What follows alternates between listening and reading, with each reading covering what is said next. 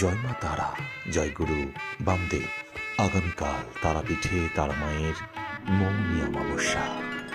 হিন্দু ধর্মে অমাবস্যা এবং পূর্ণিমার বিশেষ গুরুত্ব রয়েছে।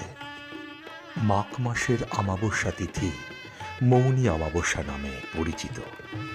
মনে করা হয় পবিত্র এই তিথিতে নদী অথবা জলাশয়ে স্নান করে আনন্দময়ী তারামায়ের পুজো দিলে আনন্দময়ী তারামায়ের কৃপায় আর্থিক দুরবস্থা কেটে যায়। মৌনী শব্দটি মৌনা বা নীরবতা থেকে এসেছে। তাই এই দিনে মৌন ব্রত পালনের প্রচলন আছে। মৌনভাবে অর্থাৎ নীরবতা বা অন্তরের ভাষা দিয়ে মাকে ডাকলে মা তুষ্ট হন এবং ভক্তের মনোবাসনা পূর্ণ করেন। তাই বন্ধুরা, আগামীকাল উচ্চ স্বরে জয় মা তারা বলে নয়, বরং হৃদয়ের ভাষা দিয়ে মাকে ডাকুন।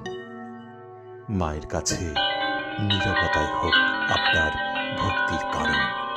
তাই অন্তর থেকে বলুন জয় মা তারা, জয় মা তারা। আচ্ছা, পুজো দিয়ে তোমাদের কেমন লাগলো? জয় মা, জয় মা। কিছু বলার আছে? জয় মা তারা, জয় মা তারা, জয় মা, জয় মা। ভাই কি ভাই মঙ্গল হোক।